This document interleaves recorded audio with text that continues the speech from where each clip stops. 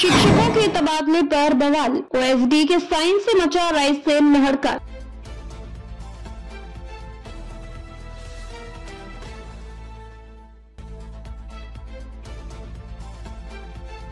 मध्य प्रदेश के रायसेन जिले में शिक्षकों के बड़े पैमाने पर हुए तबादलों ने प्रशासन और राजनीति के बीच टकराव की स्थिति पैदा कर दी है। कुल 236 शिक्षकों के तबादले की सूची सामने आई है, लेकिन इस सूची पर मंत्री के ओएसडी, निजी सचिव के हस्ताक्षर पाए जाने के बाद मामला गर्मा गया है। जिला शिक्षा कार्यालय के वरिष्ठ अधिकारी जहां इस प्रक्रिया को नियमों के खिलाफ और राजनीतिक दखल बता रहे हैं, वहीं शिक्षा विभाग में हड़कंप मच गया है। अब सवाल उठ रहा है कि क्या शिक्षकों के ट्रांसफर में भी सत्ता की पहुंच इतनी गहरी हो गई है। इस ट्रांसफर लिस्ट में रायसेन जिले के प्राथमिक और माध्यमिक स्कूलों के शिक्षकों के स्थानांतरण शामिल है। आमतौर पर ये प्रक्रिया जिला स्तर पर तय मापदंडों और वरिष्ठता के आधार पर होती है, लेकिन इस बार सूची पर मंत्री के ओएसडी के हस्ताक्षर पाए गए हैं।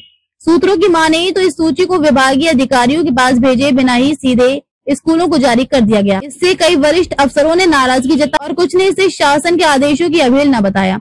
सूत्रों के मुताबिक रायसेन के उच्च अधिकारी इस बात से आग बबूला हैं, बिना उनकी सहमति और जानकारी के इतनी बड़ी संख्या में तबादले कर दिए गए। एक अधिकारी ने नाम न छापने की शर्त पर कहा, ये पूरी प्रक्रिया पारदर्शिता और विभागीय अनुशासन के खिलाफ है।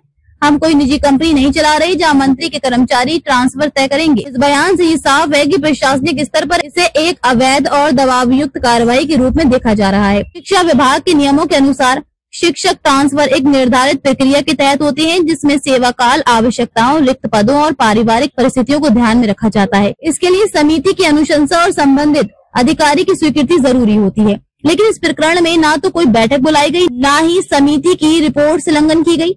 सिर्फ ओएसडी के हस्ताक्षर के आधार पर ट्रांसफर आदेश जारी करना नियमों का खुला उल्लंघन माना जा रहा है। विपक्ष ने इस मामले को लेकर सरकार पर निशाना साधा है। एक स्थानीय नेता ने कहा, जब स्कूलों में शिक्षक नहीं मिल रहे तब ताबड़तोड़ ट्रांसफर करने का मतलब केवल अपनी सिफारिशों को सेट करना है।